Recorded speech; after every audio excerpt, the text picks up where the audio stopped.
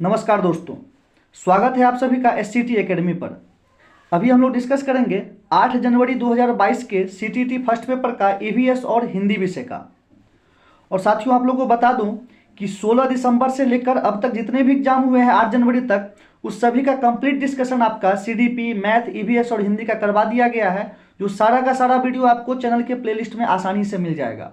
तो जो लोग अभी तक अपना आंसर मिलान नहीं किए हैं वो लोग वहां से वीडियो देख करके अपना आंसर मिलान कर लेंगे। तो चलते हैं हम लोग विषय वस्तु पे, ईवीएस पे। जिनका भी एग्जाम 8 जनवरी को था वो सब अपना अपना आंसर मिलान कर लेंगे और वीडियो को ज़्यादा से ज़्यादा शेयर करेंगे ताकि उन अभ्यर्थियों तक पहुंच सके जिनका एग्जाम 8 तारीख को था और वो भी अपना आंसर मिलान कर सके। करते हैं हम लोग। ये रहा आपका ईवीएस। हाँ,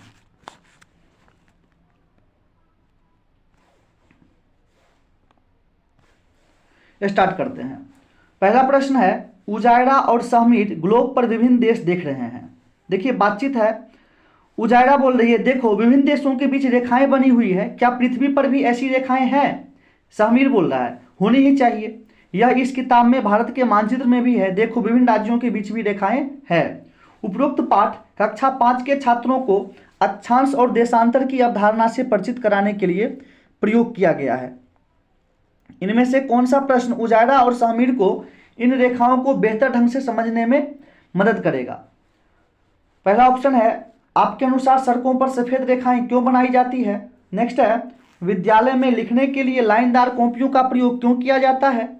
थर्ड है, आप ज्यामिति में बिंदुओं को आलेखित करने के लिए ग्राफ बुक का प्रयोग क्यों करते हैं? लास्ट ऑप्शन है, फोटो लेते समय आपके कैमरे के स्क्रीन पर ग्रिड रेखाएं क्यों नजर आती है?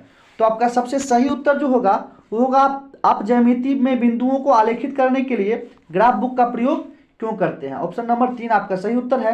चलते हैं अगले प्रश्न पे। अगला प्रश्न है, mister Vaishnavi is teaching the idea of interdependence of things in the environment using examples from the community. Which of the following example is best suited to teach the concept? Option है आपका, इसका सही उत्तर हो जाएगा आपका option number 4, garbage disposal ground. चलते हैं आगे। मिजोरम में जब फसल का काम समाप्त हो जाता है तो लोग एकत्र होते हैं, त्यौहार मनाते हैं, एक साथ में खाना पकाते हैं, खाते हैं और मजे करते हैं, गाते हैं और नाचते भी हैं। उनके विशेष नाच का नाम है चेराओ। बार बार यह प्रश्न आ रहा है दोस्तों, चेराओ। चलते हैं आगे। अगला प्रश्न है, काफी बड़ा प्रश्न है। एक दूसरे देश से एक नया छात्र आपकी कक्षा में शामिल होता है जिसमें मुख्य रूप से स्थानीय छात्र शामिल है। आप इसे छात्रों को विविधता का महत्व सिखाने और समावेशन का निर्माण करने के अवसर के रूप में उपयोग करना चाहते हैं। इसके लिए सबसे उपयुक्त क्या होगा, देखते हैं। पहला ऑप्शन है, प्रत्येक बच्चे के घर में प्रचलित व्यवहारों में समानताओं और अंतरों के बारे में कक्षा में चर्चा करें। दूसरा ऑप्शन है, स्थानीय छात्र नए छात्र को बताए कि आपके क्षेत्र में क्या करना चाहिए और क्या नहीं। यह तो बिल्कुल नहीं होगा।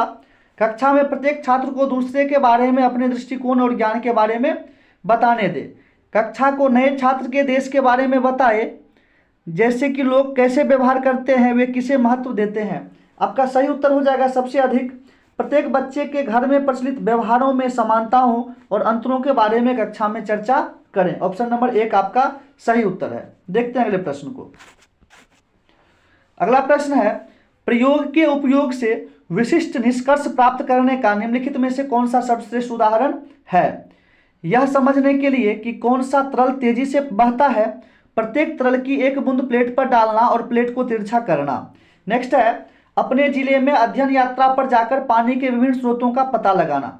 अगला है, पता लगाने के लिए कि मानव आंख कितनी दूर तक देख सकती है, प्रत्येक छात्र को दूर से वर्णमाला पढ़ने के लिए कहना। कौन सी सब्जी खराब हो जाती है, जानने के लिए यह गिनकर समझना कि कौन सी सब्जी जल्दी सड़ जाती है। आपका जो सबसे सही है वो होगा आपका, यह समझने के लिए कि कौन सा तरल तेजी से बहता है, प्रत्येक तरल की एक बूंद प्लेट पर डालना और प्लेट को तिरछा करना। Option number 1। देखते हैं अगले प्रश्न को। अगला प्रश्न है, ऋतुओं के विषय को प्रस्तुत करने के लिए निम्नलिखित में से कौन आकर्षक या प्रारंभिक उदाहरण के रूप में सबसे अधिक प्रासंगिक है? पहला ऑप्शन है, छात्रों को सैर पर ले जाना और उनसे यह वर्णन करने के लिए कहना कि आने वाले मौसम में पौधे कैसे बदलेंगे। नेक्स्ट है छात्रों को सूर्योदय से सूर्यास्त और फिर सूर्योदय तक लोगों की गतिविधियों में संबंधित परिवर्तनों का वीडियो दिखाना। अगला है तापमान, वस्त्रों, गतिविधियों, पौधों आदि के संदर्भ में ग्रीष्म और शिशिर के बीच के अंतरों का वर्णन करना। यह आपका सबसे बेटर है ऑप्शन नंबर 3। देखते हैं अगले प्रश्न को।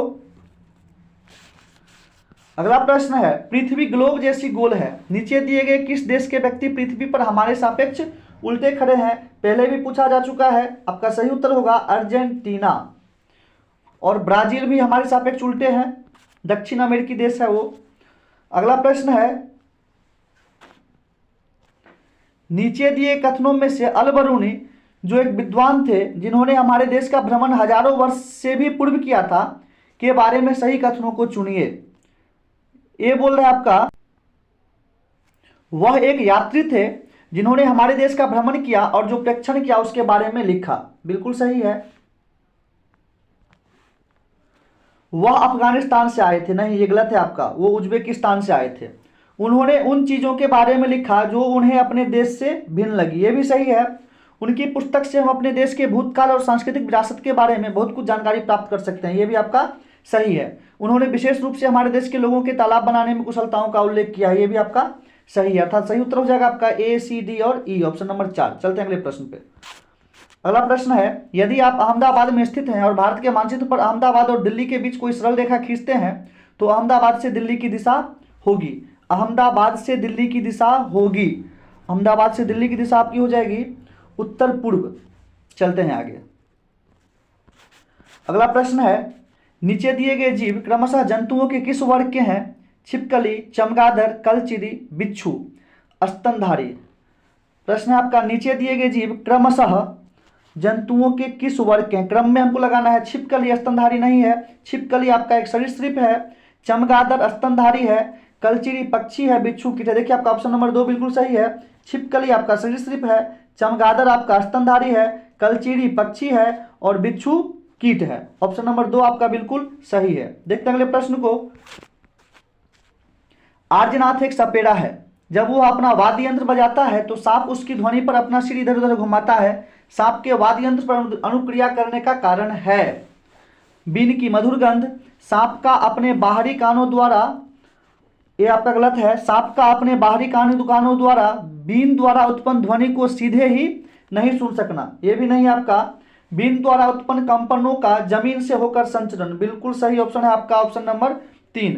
चौथा बोल रहा है कि सांप की आंखों द्वारा बीन की गति का अनुसरण न करना, यह भी आपका गलत है। आप लोग को पता होगा कि सांप के कान नहीं होते हैं, वह नहीं सुनता है, वाइब्रेट के द्वारा वो महसूस करता है चीजों को। चलते हैं आगे।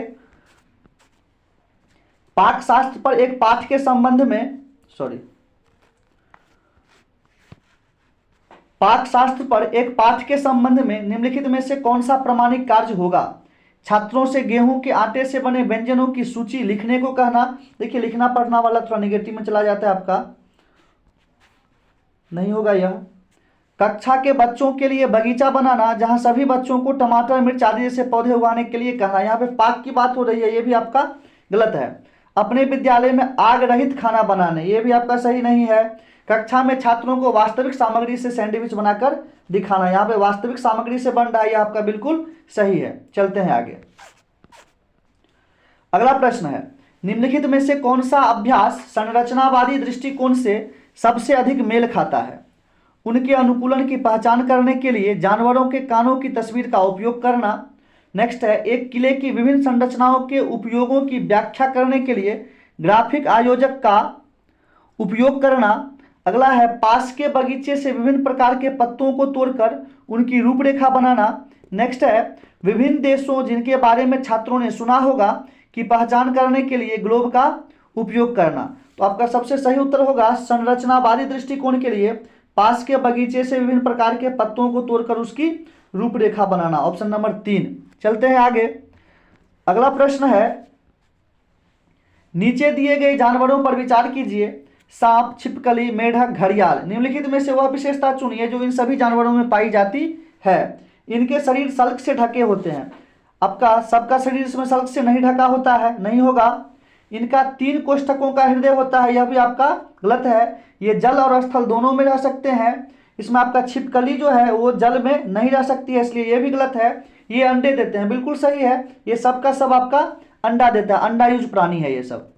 चलते हैं आगे।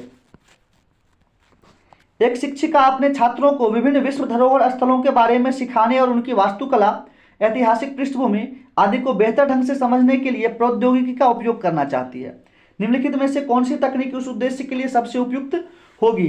आभासी वास्तविकता, animated video, simulation software, graphic design software. आपको पता है इसका सबसे बेहतर होगा एनिमेटेड वीडियो। चलते हैं अगले प्रश्न पे। अगला प्रश्न है, आप आगामी प्रदर्शनी के लिए प्रोजेक्ट बनाने हेतु अपनी कक्षा में गोंद की एक बड़ी बोतल लाए हैं ताकि छात्र प्रोजेक्ट बनाने के लिए उसका प्रयोग कर सकें। आपने छात्रों को बताया है कि अगर गोंद की बोतल खाली हो गई तो नई बोतल नहीं दी जाएगी, इसलिए उन्हें उस गोंद का प्रयोग किफायती तरीके से करना चाहिए। निम्नलिखित में से कौन सी क्रिया छात्रों को उन संसाधनों के विकल्पों पर विचार करने में मदद करेगी जो सीमित मात्रा में उपलब्ध होते हैं? तो इसका जो सही उत्तर होगा दोस्तों आपका हो जाएगा ऑप्शन नंबर 3। अपनी परियोजनाओं पर काम करने के साथ ही छात्रों से उन विभिन्न सामग्रियों को सूचीबद्ध करने के लिए कहें जो चिपचिपी है। देखते हैं अगले प्रश्न को। कोई एक्सप्रेस ट्रेन 144 किलोमीटर की दूरी 2 घंटे में तय करती है। इस ट्रेन की मीटर प्रति सेकंड में चाल है। इस ट्रेन की मीटर प्रति सेकंड में चाल हो जाएगा आपका 20 मीटर प्रति सेकंड। आसान सा प्रश्न है, आप लोग बना लेंगे आसानी से। निम्नलिखित का मिलान कीजिए। निम्नलिखित का मिलान कीजिए। इसमें आपका असम, असम कहाँ पे आ जाएगा? असम में हो जाएगा आपका, सॉरी हाँ 5 ऑप्शन है इसमें। आपका असम का हो जाएगा 5, मजबूत बांसों पे बने ढालू छतें। लद्दाख का हो जाएगा आपका ऑप्शन नंबर 2। मनाली का हो जाएगा आपका ढालू छतें कहाँ पे हैं? Option number 4। राजस्थान का हो जाएगा आपका ऑप्शन नंबर 3। देखते हैं ऑप्शन में कहाँ पे है ये। आपका सही उत्तर हो जाएगा ऑप्शन नंबर 3, सॉरी। चलते हैं अगले प्रश्न पे। अगला प्रश्न है, किसी पुस्तक में गोलकोंडा के किले का मानचित्र दिया गया है तो इस मानचित्र की तली में पैमाना दिया गया है जिस पर लिखा है पैमाना 1 सेंटीमीटर बराबर 110 मीटर। मानचित्र पर इब्राहिम बुर्ज और मासा बुर्ज के बीच की मापी दूरी 13.3 सेंटीमीटर है। इन दोनों बुर्जों के बीच की वास्तविक दूरी है लगभग, इसकी वास्तविक दूरी है लगभग आपका 1.4 किलोमीटर। चलते हैं आगे। अगला प्रश्न है, 2 छात्राओं x और y की क्लिनिकल विकृति रिपोर्ट नीचे दिए अनुसार है। x आयु 12 वर्ष, x जो है उसका 12 वर्ष है, स्त्री है, हीमोग्लोबिन इसका 10.5 ग्राम है। y है आयु 10 वर्ष है, स्त्री है, हीमोग्लोबिन इसका 12.5 ग्राम। देखिए हीमोग्लोबिन 12 से ऊपर जिसका रहता है वो सामान्य माना जाता है और 12 से जिसका कम रहता है वो पीड़ित माना जाता है। तो इसका जो सही उत्तर हो जाएगा आपका वो हो जाएगा ऑप्शन नंबर ए, x रक्तहीनता का रोगी है जबकि y नहीं है। चलते हैं आगे। अगला है, नीचे प्याज की खेती की प्रक्रिया के कुछ चरण दिए गए हैं जो उचित क्रम में नहीं है, उसको उपयुक्त चरणों में लगाना है आपको। उसका जो उपयुक्त चरण होगा वो होगा आपका ऑप्शन नंबर 3। आपका सही उत्तर हो जाएगा। सबसे पहले गुड़ाई करेंगे, गुड़ाई के बाद फिर बीज को बोएंगे। गुड़ाई मतलब मिट्टी बनाना होता है। उसके बाद खरपतवार हटाएंगे। उसके बाद आप क्या करेंगे, उसके बाद आप प्याज के ऊपर की सूखी पत्तियों को हटाना, सॉरी ये नहीं होगा आपका BCAED। आपका सही उत्तर हो जाएगा इसमें ऑप्शन नंबर 1 BCAED। प्याज को उखाड़ेंगे और उसके बाद इसको ऊपर की सूखी पत्तियों को हटाएंगे। चलते हैं अगले प्रश्न पे। अगला प्रश्न हो जाएगा, पोचमपल्ली एक शहर है जो किसका भाग है? तेलंगाना का भाग है। देखते हैं अगले प्रश्न को। अगला प्रश्न है, निम्नलिखित में से कौन सा शैक्षिक उद्देश्य ऐतिहासिक स्मारक विषय के लिए विशिष्ट, मापने योग्य और प्राप्य है? छात्र गोलकुंडा किले के निर्माण में प्रयुक्त विभिन्न सामग्रियों को उनके उद्देश्य के आधार पर वर्गीकृत करेंगे। नेक्स्ट है छात्र ऐतिहासिक स्मारकों के महत्व को पहचानते हुए उनको संरक्षित करने में मदद करेंगे। अगला है विद्यार्थियों को पता चल जाएगा कि अतीत में स्मारकों के निर्माण के लिए पत्थर का उपयोग क्यों किया जाता था। लास्ट ऑप्शन है छात्र ताजमहल की एक वास्तुशिल्प योजना को उचित पैमाने पर तैयार करेंगे। तो आपका जो सही उत्तर होगा वो होगा ऑप्शन नंबर 1, छात्र गोलकुंडा किले के निर्माण में प्रयुक्त विभिन्न सामग्रियों को उनके उद्देश्य के आधार पर वर्गीकृत करेंगे। यहाँ पे बच्चे वर्गीकृत करेंगे। चलते हैं आगे। भारत में केंद्र शासित प्रदेशों की संख्या है, तो भारत में केंद्र शासित प्रदेशों की संख्या साथियों 9 है। पहले आपका 7 था, बाद में जम्मू कश्मीर को 2 भागों में बांट दिया गया। चलते हैं आगे। निम्नलिखित में से कौन सा सक्रिय शिक्षण में लगे छात्रों का सर्वश्रेष्ठ उदाहरण है। छात्र श्याम पट्ट पर लोगों द्वारा किए जाने वाले विभिन्न प्रकार के कार्यों के बारे में अपने विचारों का मानस चित्रण बनाएंगे। दूसरा है 2-2 छात्र मिलकर फूल के उन विभिन्न भागों को सूचीबद्ध करेंगे जिनका उल्लेख ईवीएस पाठ्य पुस्तक में किया गया था। अगला है पोचमपल्ली साड़ियों पर एक वीडियो देखने के बाद छात्र साड़ियों पर बने विभिन्न प्रतिरूपों के चित्र बनाएंगे। लास्ट ऑप्शन है छात्र इमारतों के निर्माण में उपयोग होने वाली विभिन्न प्रकार की चीज़ों के बारे में श्यामपट्ट पर लिखी जानकारी को लिखते हैं। आपका जो सही उत्तर होगा वो होगा छात्र श्यामपट्ट पर लोगों द्वारा किए जाने वाले विभिन्न प्रकार के कार्यों के बारे में अपने विचारों का मानस चित्रण बनाएंगे। Option number 1। देखते हैं अगले प्रश्न को। अगला प्रश्न है शिक्षक खाद्य परिरक्षण की अवधारणा सिखाना चाहता है। निम्नलिखित में से कौन सी खाद्य सामग्री इस अवधारणा को समझाने के लिए सबसे उपयुक्त है। तो यहाँ पे खाद्य संरक्षण आप लोग पढ़े होंगे एनसीईआरटी में, खाओ आम 12 महीने, तो वहाँ से आपका यह हो जाएगा कच्चा आम। चिप्स नहीं होगा क्योंकि ऑटोमेटिकली आलू को संरक्षित किया गया है। पापड़ भी नहीं होगा, ये भी संरक्षित चीज़ है। दही आपका दूध से बनता है, इसको लंबे समय तक संरक्षित नहीं कर सकते हैं। चलते हैं अगले प्रश्न पे। अगला है अधिगम उद्देश्य छात्र संचारी बनाम गैर संचारी रोगों की अवधारणा को लागू करने में सक्षम होंगे। अच्छा, अधिगम का उद्देश्य है कि इसके बाद छात्र संचारी मतलब संक्रामक और गैर संक्रामक रोगों की अवधारणा को लागू करने में सक्षम होंगे। निम्नलिखित में से कौन सा मूल्यांकन प्रश्न इस अध्ययन के उद्देश्य का सर्वोत्तम परीक्षण करता है। देखते हैं ऑप्शन को। पहला है यदि आपके माता पिता में से किसी एक को मलेरिया है तो स्वयं को इसके होने का जोखिम को कम करने के लिए आप क्या कर सकते हैं। यहाँ पे दोनों बीमारी का चर्चा नहीं है। स्वच्छ वातावरण बनाए रखने से आप किन रोगवाहक कीड़ों को रोक सकते हैं। अगला है हम कोविड के प्रसार को रोकने के लिए मास्क का उपयोग करते हैं लेकिन मधुमेह के प्रसार को रोकने के लिए नहीं, क्यों। बिल्कुल सही उत्तर है आपका। कोविड के प्रसार को रोकने के लिए मास्क का उपयोग करते हैं लेकिन मधुमेह के प्रसार को रोकने के लिए नहीं। देखिए कोविड जो है आपका कोरोना, वो आपका एक संक्रामक बीमारी है, संचारी बीमारी है, और मधुमेह जो है सो गैर संचारी बीमारी है। तो यहाँ पे बच्चे को बेहतर सीखने को मिलेगा। Option number 3। चलते हैं आगे। अगला प्रश्न है पक्षियों की एक प्रजाति ऐसी है जिसका नर पक्षी सुंदर सुंदर घोंसला बुनता है। मादा पक्षी उन सभी घोंसला को देखती है, उनमें से वह उसे चुनती है जो उसे सबसे अच्छा लगता है और उसी में अंडे देती है। पक्षियों की इस स्पीशीज प्रजाति का क्या नाम है। तो पक्षियों की इस प्रजाति का नाम है वीवर पक्षी, जिसको हम लोग वया भी बोलते हैं। देखते हैं अगले प्रश्न को।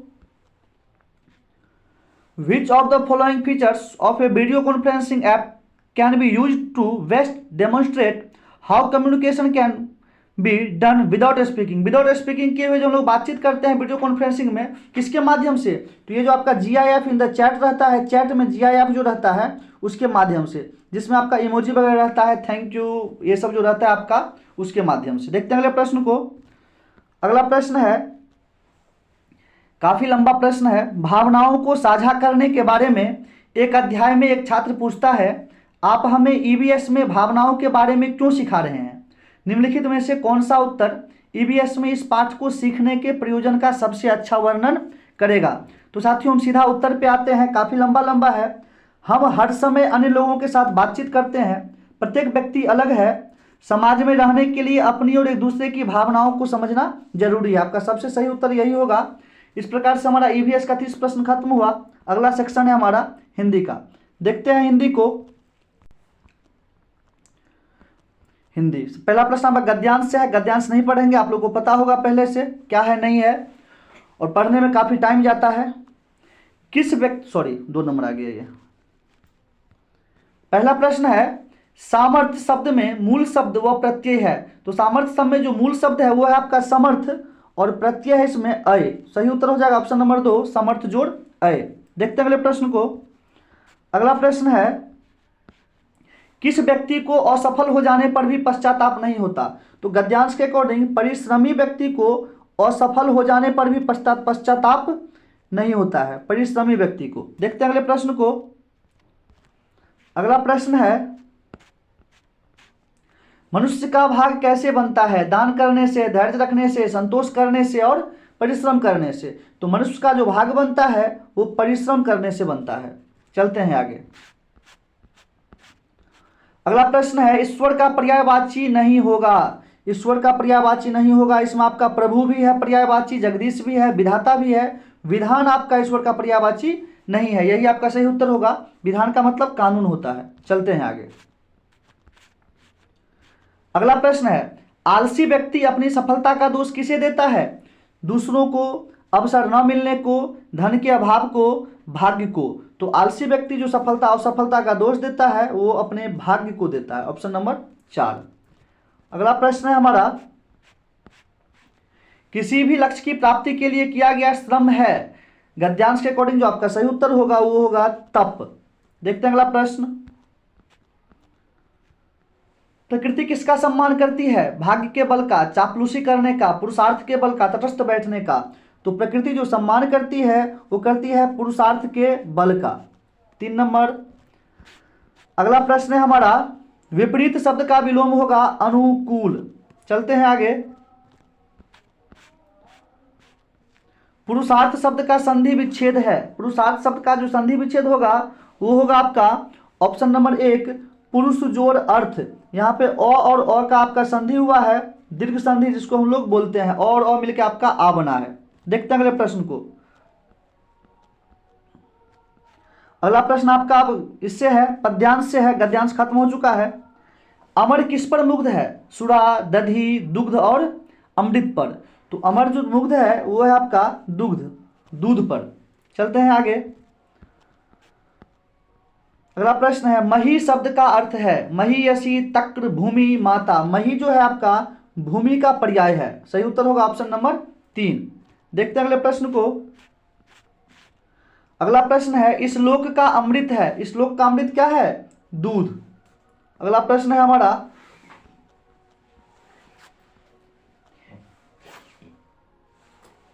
किसकी नदियां सर्वत्र लहराने लगी? घृत की, दुग्ध की, जल की और शक्ति की। तो इसका सही उत्तर हो जाएगा आपका ऑप्शन नंबर 4 शक्ति की नदियां सर्वत्र लहराने लगी। देखते हैं अगले प्रश्न को। अगला प्रश्न है बल वीर्य में समास है तो जिसका दोनों पद प्रधान होता है वो आपका क्या कहलाएगा? द्वंद्व समास। कर्मधारय नहीं होगा, तत्पुरुष भी नहीं होगा, द्विगु भी नहीं होगा। चलते हैं अगले प्रश्न पे। अगला प्रश्न है धात्री शब्द का अर्थ है देने वाली, धारण करने वाली, पालन करने वाली, सेवा करने वाली। देख लेते हैं थोड़ा एक सेकेंड इसको। जो अन्य धात्री के सदृश सबको पिलाती दूध है, दूध कौन पिलाती है? माँ, और माँ हमारी पालन करने वाली होती है। तो ऑप्शन नंबर 3। चलते हैं आगे। अगला प्रश्न है निम्नलिखित में से कौन सी युक्ति विद्यार्थियों को अच्छा भाषण देने का प्रशिक्षण देने के लिए इस्तेमाल नहीं की जा सकती? शुद्ध उच्चारण का प्रदर्शन करके दिखाना सही है आपका, निगेटिव ढूंढना है इसमें से हम लोग को। जिह्वा तथा होठों की सही स्थिति का अभ्यास कराना ये भी सही है। शिक्षार्थियों को जीवन की वास्तविक स्थितियों पर बोलने के अवसर उपलब्ध करवाना ये सबसे सही है। शिक्षार्थियों को 1 मिनट के लिए बोलने का अवसर देना ताकि आप उसकी त्रुटियों का निदान कर सके, ये गलत है आपका। ऑप्शन नंबर 4 गलत है, अर्थात आपका सही उत्तर हो जाएगा ऑप्शन नंबर 4। निगेटिव ढूंढना था हमको उसमें। देखते हैं अगले प्रश्न को। भाषा पढ़ाते समय विद्यार्थियों की प्रतिभागिता को बढ़ाने के लिए कौन सा सबसे उपयुक्त उपागम होना चाहिए? संरचनात्मक उपागम, संप्रेषणात्मक उपागम, व्याकरण अनुवाद विधि, निमज्जन विधि। इसका सही उत्तर होगा आपका संरचनात्मक उपागम, ऑप्शन नंबर 1। देखते हैं अगले प्रश्न को। प्रश्न है अगला आपका सहपाठी एक दूसरे के प्रति स्वीकृति का भाव रखें, इसके लिए किस तरह का कक्षाई परिवेश उपयुक्त है? विविधता वाले शिक्षार्थियों वाले समावेशी कक्षा, चयनित शिक्षार्थियों वाली समावेशी कक्षा, विविधता वाले शिक्षार्थियों वाली विशिष्ट कक्षा, चयनित शिक्षार्थियों वाली विशिष्ट कक्षा। तो आपका जो सही उत्तर होगा इसमें वो हो जाएगा ऑप्शन नंबर 1, विविधता वाले शिक्षार्थियों वाली समावेशी कक्षा, ऑप्शन नंबर 1। देखते हैं अगले प्रश्न को। अगला प्रश्न है, यदि शिक्षक नया पाठ पढ़ाने से पहले विद्यार्थियों को मनोरंजन से जुड़ी गतिविधि में संलग्न करते हैं तो क्या उद्देश्य हो सकता है? विद्यार्थियों का ध्यान हटाना, पाठ आरंभ करने से पूर्व विद्यार्थियों का अनुशासन में करना, कार्यभार को कम करना, विद्यार्थियों में प्रोत्साहन और उत्साह का संचार करना। तो आपका पहला जो ऑप्शन है विद्यार्थियों का ध्यान हटाना, बिल्कुल गलत है। पाठ आरंभ करने से पूर्व विद्यार्थियों को अनुशासन में करना, ये भी आपका गलत है। कार्यभार को कम करना भी गलत है। आपका सही उत्तर हो जाएगा ऑप्शन नंबर 4, विद्यार्थियों में प्रोत्साहन और उत्साह का संचार करना। देखते हैं अगले प्रश्न को। यदि शिक्षक सभी बच्चों को अधिगम शैली को ध्यान में रखकर शिक्षण कराना चाहते हैं तो उन्हें क्या करना चाहिए? बच्चों को अपनी प्रतिभा तथा अधिगम शैली को प्रदर्शित करने के लिए पाठ्य सहगामी गतिविधियों में भाग लेने की सलाह देनी चाहिए। योगात्मक आकलन परीक्षा में बैठने से पहले सभी पाठों की पुनरावृत्ति करने के लिए कहनी चाहिए, ये तो आपका होगा ही नहीं। यह सुनिश्चित करने के लिए कि उन्होंने संकल्पनाओं को पूर्ण रूप से सीख लिया है। विद्यार्थी की जल्दी परीक्षा लेनी चाहिए, ये भी आपका सही नहीं है। दूसरा भी गलत है आपका, ये भी गलत है। विद्यार्थियों की विविधता को संबोधित करने के लिए विविध प्रकार की शिक्षण विधियों, ये भी आपका गलत है। आपका सही उत्तर हो जाएगा ऑप्शन नंबर 1। चलते हैं आगे। अगला प्रश्न है, निम्नलिखित में से कौन सा उपचारात्मक शिक्षण का उद्देश्य नहीं है? अप्रभावकारी आदतों को हटाना है यह उद्देश्य। उन भाषा तथ्यों को दोबारा पढ़ाना जो उन्हें सही तरह से नहीं सीखे हैं, यह भी उद्देश्य है। शिक्षार्थियों को अच्छी तरह से रटाना उद्देश्य नहीं है। यही हमारा सही उत्तर हो जाएगा ऑप्शन नंबर 3। चलते हैं अगले प्रश्न पे। अगला प्रश्न है हमारा, बोधगम्य निवेशों का विचार सर्वप्रथम किसके द्वारा दिया गया? Stephen Krashen, Noam Chomsky, BF Skinner, Larry Selinker. आपका सही उत्तर है स्टीफन क्रैसन। बढ़ते हैं अगले प्रश्न पे। अगला प्रश्न है, निम्नलिखित में से कौन सा भाषा शिक्षण के सिद्धांत के रूप में नहीं लिया जा सकता? चयन तथा श्रेणियों में बांटना, विशिष्ट रूप से पठन कौशल पर बल देना, एकीकृत तरीके से शिक्षण करना, अधिक से अधिक अवसर देना। तो आपका नहीं लिया जा सकता निगेटिव है, चयन तथा श्रेणियों में बांटना, ऑप्शन नंबर 1। अच्छे तरीके से ये सब पढ़ाए हुए हैं आप लोग को। चलते हैं आगे। मनुष्य अनुभव के माध्यम से भाषा ठीक उसी प्रकार से सीखते हैं जिस तरह वे अन्य कौशल सीखते हैं। यह किस विचारक के सिद्धांत की ओर संकेत करता है?